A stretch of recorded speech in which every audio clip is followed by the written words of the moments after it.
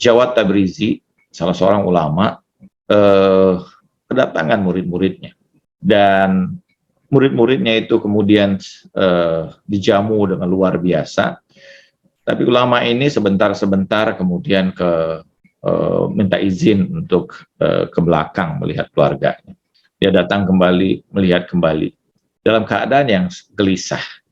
Sampai ketika tamu-tamunya itu hendak pulang, Jawad Tabrizi kemudian datang kembali kepada mereka dengan keadaan wajah yang bahagia.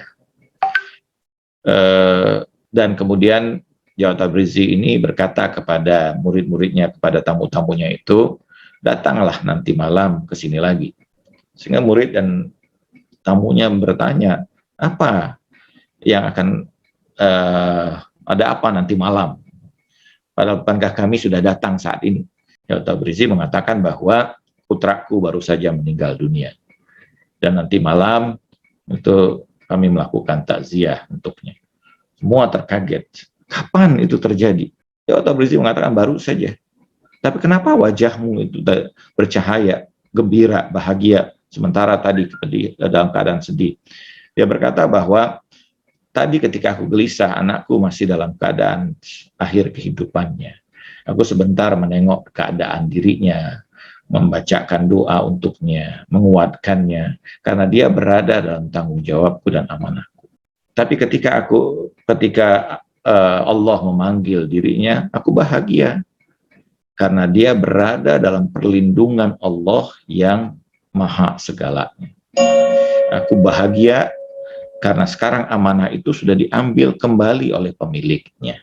Ini yang luar biasa ya, bahwa sesuatu yang kita anggap sebagai derita, tapi bagi seseorang yang arif, yang sadar betul bahwa sebenarnya hakikat derita itu justru sebenarnya sebuah kebaikan, sebuah hal yang luar biasa, bahwa amanah yang sesungguhnya itu justru datang dari Allah Subhanahu wa Ta'ala. Ada satu peristiwa lagi, di mana kemudian Rasulullah SAW menyampaikan bahwa baru saja ketika sholat subuh, Rasulullah mengatakan baru saja Jibril menyampaikan kepadaku setelah sholat. Rasulullah mengatakan baru saja Jibril datang kepadaku dan menyampaikan salam. Dan kemudian Rasulullah mengatakan bahwa di antara kalian, ketika Rasulullah menghadap para sahabatnya, ada hamba Allah yang Allah sudah lepaskan dia dari azab akhirat. Sehingga kemudian semua terdiam. Kemudian Rasulullah menunjuk salah seorang sahabatnya, dan kemudian orang itu terkaget juga dalam keadaan wajah yang sedih. Dia ingin menyampaikan satu hal kepada Rasulullah tentang berita, bahwa Rasulullah mengatakan, engkau menjadi mulia di sisi Allah karena istrimu. Sehingga dia kaget juga.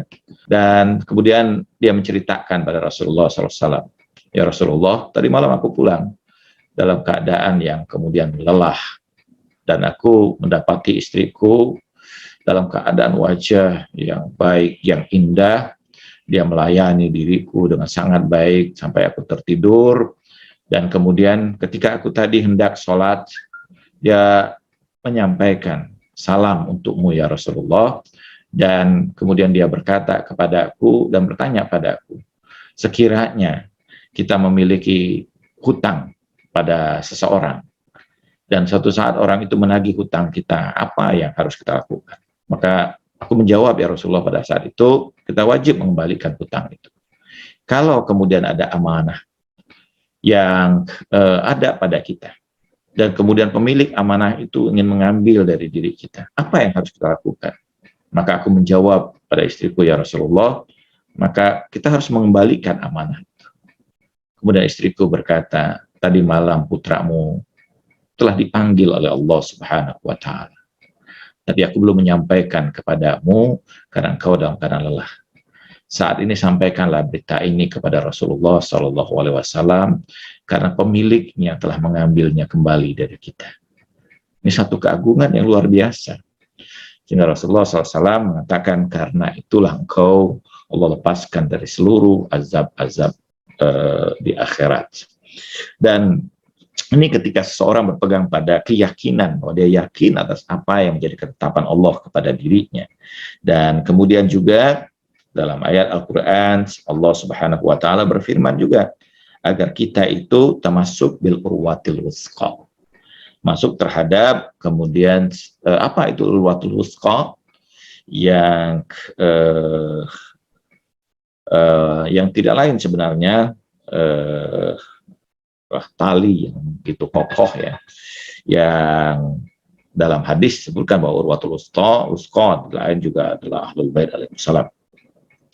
Dan kemudian bahwa berpegang teguh pada tali Allah yang dalam konteks yang kedua ini juga melepaskan seluruh apapun kemudian selain Allah, harapan-harapan kita, kemudian juga janji-janji atau harapan yang diberikan makhluk kepada diri kita. Ketika kita kemudian memasukkan itu ke dalam hati kita, maka itu akan merusak kemudian pegangan kita kepada Allah Subhanahu wa Ta'ala. Artinya bahwa satu-satunya yang harus kemudian kita harapkan penuh dalam kehidupan kita adalah ketentuan dan ketetapan Allah Subhanahu wa Ta'ala. Karena ketentuan dan ketetapan Allah itulah yang kemudian yang akan terjadi dalam proses kehidupan kita. Kalau kita yakin bahwa apa yang terjadi itu ketetapan Allah, maka yakinlah bahwa hati kita tidak akan pernah terguncang karenanya. Tetapi ketika kita kemudian meletakkan harapan kita pada makhluk ini, dan suatu saat kemudian makhluk itu justru berpaling dari harapan itu, maka itu bisa mengguncangkan seluruh kehidupan kita. Saya pernah berjumpa dengan seseorang yang pernah saya kenal sebagai orang yang sangat baik dan luar biasa. Dia berada pada puncak karirnya, tapi kemudian ditelikung oleh sahabatnya dan jatuh dari karirnya itu. Dia merasa bahwa dirinya sudah terperosok pada keadaan yang sangat jelek dan penuh dengan cacian terhadap sahabatnya itu, yang selama ini dia berikan pertolongan dan luar biasa dengan beragam kata-kata yang sangat menyedihkan. Pada hakikatnya itu menunjukkan apa yang ada di dalam batinnya. Sebagaimana misalnya dalam pernyataan Rumi mengatakan bahwa syeret itu tidak akan mengeluarkan kecuali apa yang ada di dalam isinya. Saya berkata kepadanya bahwa engkau sudah salah menaruh kemudian harapan. Kalau engkau taruh pada harapan itu pada Allah, maka begitulah kehidupan ini. Allah akan meletakkan dirimu pada satu tempat, kemudian Allah meletakkan dirimu pada tempat yang lain. Tetapi bahwa itu semua sebenarnya adalah bagian ketetapan Allah yang Allah ingin melihat bagaimana hati kita di setiap tempat tersebut. Kemudian dalam konteks yang kedua juga bahwa berpegang pada tali Allah adalah kita membuka kemudian diri kita untuk membantu hamba Allah yang lain, karena kita meyakini bahwa setiap apapun yang ada pada diri kita pada hakikatnya juga ada hak-hak orang lain pada kita. Ketika kita memberikan kemudian beragam bantuan kepada orang yang lain yang memerlukan atas apa yang ada di sekitar kita terhadap diri kita, maka itu bagian dari keyakinan kita bahwa Allah Subhanahu wa Ta'ala menurunkan apapun kepada kita dalam tujuan kemudian untuk memberikan rahmat kepada sekitar kita. Sebagaimana ada satu hadis dari Rasulullah SAW mengatakan, irhamu man fil ardi yarhamkum man fis sama. Tebarkanlah kasih sayang di muka bumi ini kepada semua makhluk Allah. Maka yakinlah bahwa semua penduduk langit akan mencurahimu kasih sayang. Ketika kita menebarkan apapun yang mungkin kita lakukan untuk kebaikan sesama makhluk ini, maka pada saat yang sama kita tengah meyakini bahwa Allah Subhanahu wa Ta'ala tengah memberikan kebaikan yang banyak untuk kita. La in syakartum la azidannakum. Dalam ayat yang lain Allah mengatakan bahwa Allah mengatakan terkait dengan itsar, yaitu di mana kemudian dalam Al-Qur'an Allah Subhanahu wa Ta'ala berfirman wa yusiruna ala anfusihim walau kana bihim khassasah. Maka hendaklah ada orang-orang yang kemudian melakukan itsar kepada orang lain. Kenapa? karena keyakinannya kepada ketetapan Allah Subhanahu wa taala walaupun dia sangat memerlukan. Dan terakhir pada puncak dari i'tisam ini, dia melepaskan semua apapun ketergantungan kecuali kepada Allah Subhanahu wa taala. Karena itu pada ayat yang kedua yang saya bacakan pada surah Al-Hajj tadi, wa'tasimu billahi wa maulakum. Berpeganglah kamu kepada Allah karena dialah sesungguhnya penolong kamu. Dialah yang pemimpin kamu. Jadi kita melepaskan semua apapun yang dalam konteks kemudian yang mempengaruhi diri kita, kesibukan angan-angan kita, pikiran kita, bahkan kemudian harapan kita, bahkan mengosongkan seluruh apapun yang kemudian ada di dalam hati kita, kecuali hanya dalam tujuan kita berlindung dalam lindungan Allah Subhanahu wa taala. Karena itu dalam hadis kursi Allah mengatakan bahwa ana la ilaha illallah hasni wa madakhalahu amana min adzabi. Bahwa kalimatul la ilaha illallah itu adalah bentengku, kata Allah. Barang siapa yang masuk ke dalam bentengku, maka dia aman dari azabku. Ketika kita berada dalam perlindungan Allah, dalam pengertian bahwa kita melepaskan apapun yang mungkin mempengaruhi pikiran kita, harapan kita, hati kita, bahkan kecintaan kita sekalipun, kecuali hanya semata pada Allah, maka disitulah kemudian Allah akan menurunkan perlindungannya kepada kita. Itu bagian dari puncak i'tisam. Dan sebagai penutup, bahwa di dalam Al-Quran Allah Subhanahu wa taala mengisahkan suatu kisah yang menarik terkait dengan Sayyidah Maryam alaihissalam ketika dia dalam mihrab, dalam kesendiriannya, ketika dalam keadaan lapar, dan Zakaria menemukan bahwa ada hidangan ma'idatan minas sama, ada hidangan yang dari langit, langsung turun dari langit, terbentang di hadapan kemudian Sayyidah Maryam alaihissalam. Tetapi ketika Sayyidah Maryam sudah mengandung Nabi Isa alaihissalam dalam keadaan lapar, Allah memerintahkan apa kepada Nabi Isa, kepada Sayyidah Maryam, guncangkanlah pohon kurma itu, sehingga kau akan dapatkan makanan darinya.